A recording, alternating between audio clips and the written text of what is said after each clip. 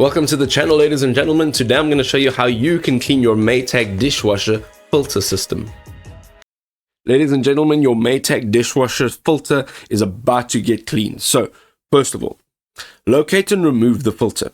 Remove the lower dish rack and find the filter at the back corner of your tub or around the base of the bottom spray arm.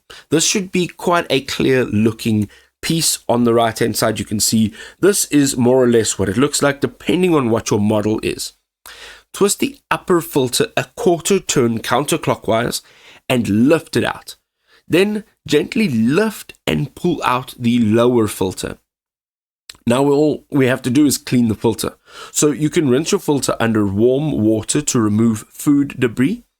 For more stubborn buildup, you can use a soft brush or even an old toothbrush to scrub away all the residue.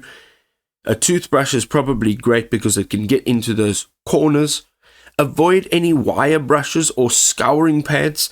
This will damage the filter. Now all you have to do is simply reinstall the filter. So place the lower filter back under the tabs in the tub bottom, insert the upper filter into the lower filter opening and turn it clockwise until it locks securely.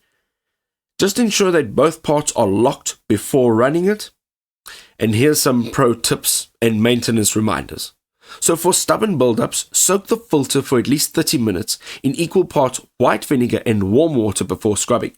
The vinegar will break down any debris that is a little bit harder to get off. Then clean your dishwasher filter every 3 to 6 months to keep your appliance running effectively and efficiently, and to keep your dishes, of course, spotless and clean.